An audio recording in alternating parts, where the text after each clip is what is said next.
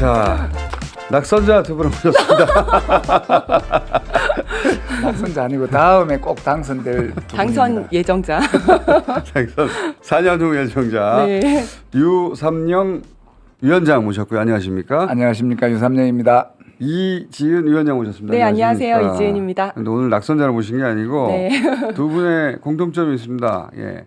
경찰이었다는 공통점도 있지만 이 두 분이 경찰국을 신설하는데 반대하는 경찰서장 회의에 참석했다가 유삼영 우리 당선자라고 할 뻔했네요. 당선 예정자. 거의 당선될 뻔했던 유삼영 위원장은 회의를 주도해가지고 징계를 받았고 여기 회의를 참여했던 이준 위원장도 네. 징계를 받았고 좌천됐죠. 예. 그런 공통점이 있습니다. 두 분이. 근데 오늘 두 분을 왜 모셨냐면 이 낙선 얘기를 하려는 게 아니라 최근에 행안부의 연구 용역 문건이 하나 공개됐는데 여기서 행안부 장관이 네. 경찰을 더 지휘할 수 있도록 지휘 권한을 더 가지도록 뭐 이렇게 연구해라 뭐 이런 내용이 하나 나온 거 아니에요, 그죠? 네, 맞습니다. 이제 국가기관에서도 연구가 필요한데 모든 연구를 직접 할 수가 없기 때문에 보통 연구 용역을 줍니다. 네. 근데 특정 금액 이상일 경우에는 우리 이제 공개 입찰을 하게 그렇죠. 되는데 그때 이러이러한 내용으로 연구를 해주십시오라고 제안 요청서를 국가기관에서 이제 발주를 하게 됩니다. 근데 그 내용인데요. 그 내용이 제목은 경찰 행정의 발전 방안 정책 연구라고 굉장히 드라이한 제목인데 실제 그 내용을 살펴보면 이제 내용 자체가 행안부 장관이 어떻게 하면 경찰을 효율적으로 지휘를 할 수가 있고 그래서 외국의 사례는 어떠하며 그렇게 하려면 어떤 법령을 개정을 해야 되는지에 대해서 연구를 해달라라고 요청을 하고 그 있습니다. 행안부가 경찰을 직접적으로 더 지휘할 수 있도록 네. 하려고 하는데 그렇죠. 네네. 그러자면 이제 무슨 법령 혹은 어떤 논리로 이걸 해야 되는지 네네. 우리 대신 연구 좀 해줘. 네네. 그겁니다. 그런 내용인 거죠. 예. 근데 이게 그 경찰들 입장에서 이게 야 이거 문제다라고 하는 이유가 뭡니까? 동작을 동작을 위원장님. 예, 전 총경으로서 제가 말씀을 드리면 예. 이게 그러니까 윤석열 정권이 들어오자마자 행안부 장관을 지명을 하고 행안부 장관이 취임하는 그날 이제 경찰국 설치하는 문제와 관련해서 경찰 제도 발전 위원회를 만들어서 경찰국 사단이 난 거예요. 예. 그 시기가 경찰국이라는 건 사실 군사정권 시절에 있던 건데 맞습니다. 독재 하에서만 활용하던 거예요. 그래서 네. 독재 이승만, 하에서 박정희. 네. 예. 경찰국을 통해서 이제 경찰을 지시를 해서 네. 경찰이 그 정권의 앞잡이 노릇을 네. 한 것이고 맞죠. 그때는 경찰이 검찰보다 힘이 더 셌죠. 예. 그래서 그 경찰국을 없애야 바로 그 권력의 하수인이 안 된다고 해서 경찰국을 없앤 거 아니에요. 맞습니다. 그게 이제 수십 년 만에 다시 살아나는 건데. 30년 만에 네, 네. 다시 살아난 게 건데. 그때였고 그러니까 윤석열 정권은 들어오면서부터 경찰을 잘 옛날 스타일대로 잘 예. 활용을 하겠다는 취지로 경찰국을 만들었는데 그때 이제 반발이 있으니까 예, 경찰 내에서 법은 30년 전에 경찰을 이제 행정부하고 내무부하고 합쳐놓으면 경찰이 국민의 인권을 침해하기 때문에 그건 뛰어야 된다 해서 뛰어났는데 법에 그 남겨놓은 부분이 고위경찰의 인사재청이라는 사실상 아주 그 의미 없는 그 부분이 하나 있었는데 그 부분을 빌미로 이제 경찰국을 행안부 안에 설치하면서 경찰을 장악했는데 고위경찰의 인사권을 통해서 경찰 전체를 장악하는 방법이었는데 이번에 이거 제시하는 이거는 그러니까 그 고위직을 예. 자기들 마음대로 인사를 해가지고 그래서 통제하려고 한 건데 예. 그런데 이번에는 뭔가 하면 그래서 고위직의 인사를 갖고 있으니까 승진하고 싶은 사람은 우리 편에 줄 서라 예. 이런 컨셉이었다면 예. 지금은 지휘권과 감찰권을 하겠다는 이야기는 승진하고 상관없이 우리는 언제든지 지휘를 할 수 있고 그다음 지휘 안 들으면 감찰할 수 있다니까 아하. 전 경찰에 대한 지휘 통제권을 확보하겠다는 그런 사실은 이제 조금만 보충해서 설명을 드리면 지금 그 참고로 행안부에서 우리 이지은 낙선자 위원장 전 총경은 변호사 자격증이 있습니다. 네. 네. 감안해서 들어주십시오. 네. 네. 근데 이번에 행안부에서 발주한 그 제안 요청서 자체에는 뭐 징계 감찰권을 한다라는 얘기는 없습니다. 없는데? 왜냐하면 이거는 그냥 제안 요청, 제안을 해주세요라고 요청하는 발주서기 때문에 그런데 요거를 이제 결과적으로는 여기에 많은 사람들이 제안서를 보낼 거지 않습니까? 예. 보내면 그걸 보고 행안부에서 이제 선정을 할 건데 그렇죠. 그 내용 중에서 이제 행안부 장관의 지휘권을 확대하기 위해서 감찰권을 확대하겠다, 징계권을 넣겠다 이런 제안들이 막 들어올 겁니다. 그거를 목적으로 하는 거라고 지금 맞습니다. 이제 경찰에서 의심하는 것이고 그거 네, 안 할 거면 이걸 왜 맞습니다. 하느냐 이거죠. 그렇습니다. 보도가 한국일보 보도가 이제 그렇게 구체적으로 나와 있습니다. 보도가 네, 목적이 그건데 네, 목적으로 이제 이게 이제 공무원이 하는 일이다 보니까 네, 이 근거를 마련하기 위해서 맞습니다. 이걸 이제 연구 용역이라는 이름을 내리는 것이고 맞습니다. 그래서 나중에 이거 왜 했어 그러면 연구 용역 결과 이렇게 나와가지고 한 거다 전문가들이 네. 권해서 이렇게 하려고 하는 거죠. 정확한 말씀이시고요. 네. 그리고 실제 이번 정권에 들어와서 그 국무총리 산하에 경찰 제도 발전 위원회가 만들어졌고 거기에서 이제 징계 감찰권도 확대시키고 이런 얘기들이 계속 나왔었습니다. 그런데 징계권을 넣는 거는 법을 바꿔야 되는 일이기 때문에 이게 국가공무원법, 경찰공무원법을 바꿔야 되는 일이거든요. 그건 안 될 것 같은데. 네, 여소야대 상황이니까 그건 안 될 것 같은데. 못했죠. 네. 못하고 지금까지 왔는데 그래서 이걸 이제 용역을 통해서 어떤 이제 다시 한번 학문적 토대를 마련하려고 하는 거죠. 이제 다시 한번 시도해 보려고. 네. 근데 자 그럼 다시 돌아가서 경찰국이 생겼을 때에도 경찰국을 통해서 정권이 경찰을 마음대로 하려고 한다. 그리고 경찰국 앞으로 줄 세우려고 한다라고 했는데 그걸로는 부족한 건가요?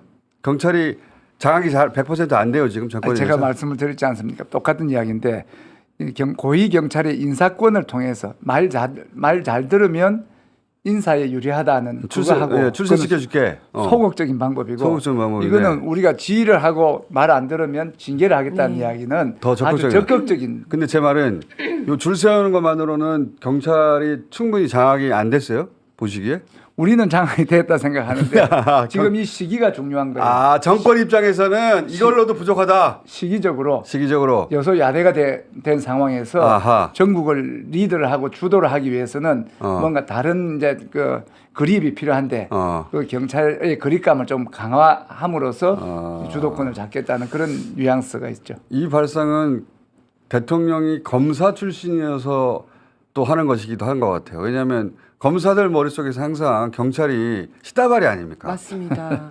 그들의 구조 머릿속에서 그러니까 이런저런 일을 시켜가지고 경찰 가지고 어디를 틀어막거나 또는 수사를 시키거나 하고 싶은데 마음대로 그동안에 그 체계가 그렇게 안 돼 있으니까 그렇게 하려고 하는 거 아니에요 지금? 저는 사실 굉장히 공감을 하는데요. 이제 윤석열 대통령은 평생을 검사를 한 사람인데 검사를 하면서 지금 경찰은 검사와 지휘 복종 관계를 한 70년간 유지를 해왔습니다. 상하관계처럼 머릿속에 들어가 있는 거죠. 네, 근데 본인이 검찰총장을 하면서 본의 아니게 검찰과 경찰이 협력 관계가 돼버렸어요. 네. 본인이 원하지 않았을 거라고 생각하는데 문재인 정부의 방향이었기 때문에. 맞습니다. 예. 그래서 어쩔 수 없이 그렇게 했는데 이거를 심정적으로는 받아들이기 힘들었을 것이다라고 생각을 하고. 그래서 대통령이 되자 다시 경찰을 손발로 맞습니다. 하수인으로 만들려고 네, 하는 네. 거 아니에요? 왜냐하면 대를 이어서 자기 집 종노릇을 했던 사람이 지금 당장 평등해졌다고 해서 심정적으로 내가 경찰이랑 평등하다라고 생각을 못했을 것 같고요. 그렇지 않다는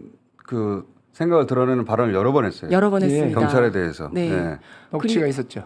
네, 그리고 국수본부장을 네. 지명을 했을 때도 이제 정순신 그 검사 출신 그러니까, 국수본부장을 선정을 하지 않았습니까? 경찰의 수사본부장을 검사를 갖다 놓으려고. 그러니까 경찰이 검사로부터 독립된다는 생각 자체가 인정을 못하는 겁니다. 인정이 안 되는 거죠. 네, 그래서 이런 식으로라도 이제 경찰을 좀 속박을 하겠다, 예속을 하겠다. 행안부 장관이 직접 그러면 징계하고 통솔하는 관계를 만들어버리겠다. 그렇죠. 이렇게 하려는 거죠. 예. 예. 요거는 일반인들은 무슨 소리인지 못 알아듣는데 경찰은 무슨 소리인지 잘 알아듣는 거 아니에요 지금. 맞습니다. 네. 완전히 장악하겠다는 거예요. 현장에서는 이 시도에서 현장 경찰 분위기는 어때요? 또 쓸데없는 짓을 한다, 뭐 이제 이런 생각을 많이 하고 있는데, 네. 예, 그러고 사실은 이제 경찰국이 설립이 돼가지고 신설이 돼서 좋아진 건 하나도 없으면서 나빠진 것만 많거든요. 경찰국 신설 1년 반 만에 변화는 뭐가 있습니까? 경찰이 정치적인 중립이 없어짐으로써 네. 이태원 참사 같은 그런 사태에서도 보면 국민의 안전을 뒷전으로 하고 그쵸. 정권의 안위를 신경을 쓰고 또 그다음 이재명 당대표 테러 사건도 보면 맞아요. 편향적으로 이렇게 수사하고 발표하는 물 청소해버리고 바로. 그렇죠. 그렇기 때문에 이 드러나는 두 사건 말고도 이게 만연한데 이 지금 경찰이 정권의 눈치를 볼 수밖에 없는 그런 상황에서 지금 징계하고 지휘하고 징계하겠다까지 오면 앞으로 더한 이제 경찰의 그럼 독립청이 아니죠, 사실은. 맞습니다. 예. 그래서 이 부분에서 이제 국민분들께 꼭 말씀드리고 싶은 게 이제 잘 모르시는 분들은 행안부 내에 경찰청이 있으니까 행안부 장관이 지휘하는 게 당연한 거 아니야? 이렇게 생각하시는 분들도 계시더라고요. 그런데 이제 이게 법에 근거가 없습니다. 정부 조직법에 보면 모든 장관들이 어떠한 일을 해야 되는지가 굉장히 구체적으로 명시가 되어 있고 행안부 장관 같은 경우에는 17가지가 딱 구체적으로 나열이 되어 있습니다. 거기에는 선거 관리라든지 민방위 업무 이렇게 굉장히 구체적으로 나열이 되어 있는데 거기에 치안이 없습니다. 치안이 빠져 있는데 그거 이제 아까 공장장님께서 잠깐 설명하셨다시피 이게 빠지게 된 데는 그 역사적인 이유가 있습니다. 제일 처음에 1948년도에 정부 조직법이 처음 마련이 됐을 때는 내무부 장관의 업무에 치안이 들어가 있었어요. 그런데 3.15 부정선거가 생기고 그때는 경찰이 부정선거를 했어요. 네, 경찰이 예. 대거 동원이 됐죠. 예. 그래서 4.19 혁명 이후에 이제 그 치안이 빠졌어요. 내무부 예. 장관 지휘하지 마라. 그랬는데 5.16 군사 쿠데타 이후에 다시 또 치안을 넣었어요. 내무부 장관이 경찰을 지휘를 해야지 아주 효율적으로 군부 그렇죠. 독재를 할 수가 있으니까 넣었어요. 그러다가 87년 89년. 네, 87년도에 그 6월 항쟁 이후에 경찰의 뭐 독립성, 중립성 이야기가 이제 나오면서 1991년도에 드디어 경찰청으로 독립이 됩니다. 그거 굉장히 어렵게 쟁취한 건데. 네, 맞습니다. 그동안에 경찰이 얼마나 욕을 먹었고 네, 얼마나 정권의 앞잡이 노릇을 하며 네. 그런 이제 경찰 내부에서의 비판, 그 네. 경찰대 출신 초반 엘리트들, 예, 그분들이 주도해가지고 어렵게 이걸 빼냈잖아요. 네, 네. 그래서 이제 그 행안부하고 경찰하고 상호관계가 아니게 됐는데 독립청이 됐는데 네, 네.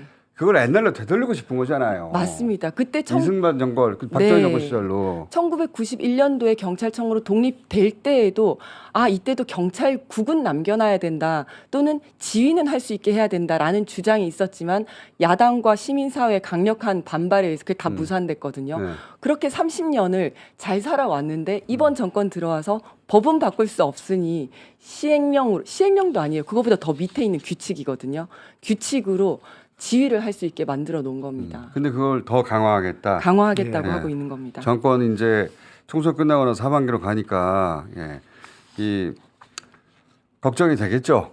걱정되니까 그걸 경찰 경찰로 장악으로서 해결하겠다는 경찰을 틀어주셔서 하겠다. 네. 이거는 될 일이 아니네요. 네. 돼서는 안 되고. 자, 두 분이 이 사안을 열심히 알리셔야 될 것 같아요. 네. 알리셔야 될 것 같고. 네. 이제 낙선 후에 앞으로 어떻게 먹고 사십니까?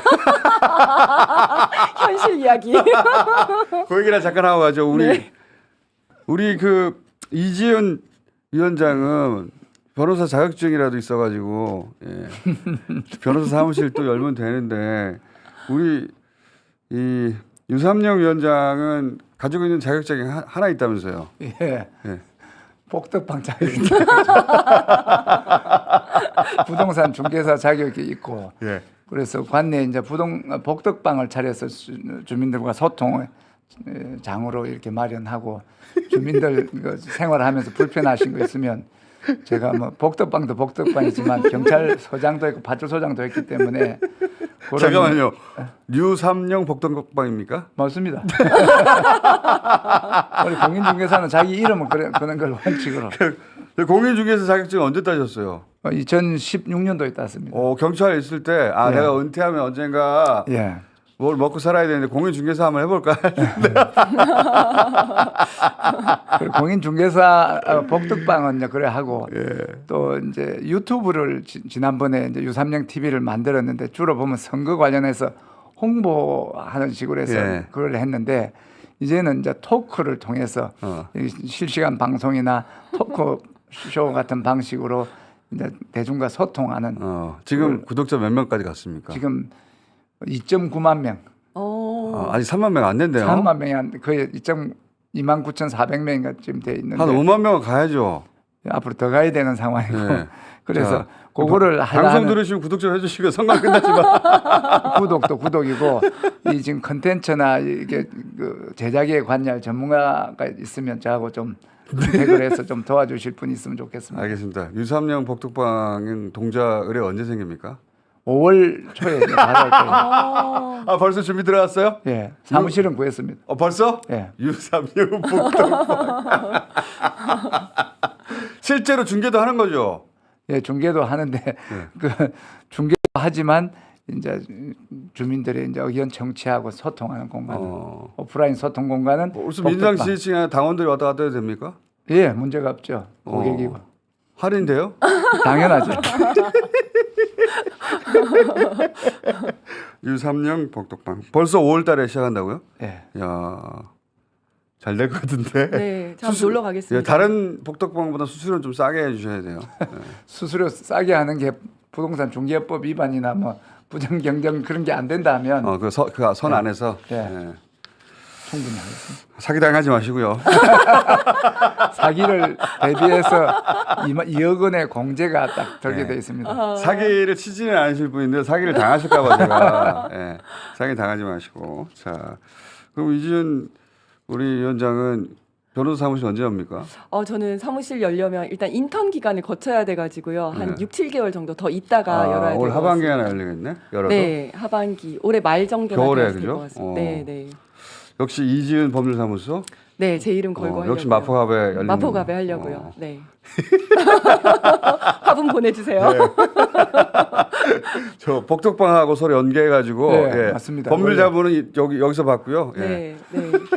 우리가 저 중개를 하면 네. 등기할 때는 절로 가면 됩니다. 좋습니다. 네. 할인 쿠폰 같은 거 나눠드리겠습니다. 그리고 유튜브 하면 제가 또 출연을 하기로 했거든요. 그래서 둘이서 같이 하는 컨텐츠 한번 그렇지. 만들어볼까. 이준 그 TV 몇 명입니까 지금? 지금 2만 명 조금 안 됐습니다. 둘 다 비슷하네. 합치면 8만 되겠다. 근데 공통된 사람들이 많을 것 같아요. 두 분이 합쳐가지고 콜라보 방송하세요. 예. 예. 그 기회 되시면 총수님도 한번 오셔. 봐요. 자, 다음에 요 사안으로 요건 이제 계속 진행될 테니까 네. 요 사안으로 또 모시겠습니다. 감사합니다. 감사합니다. 감사합니다.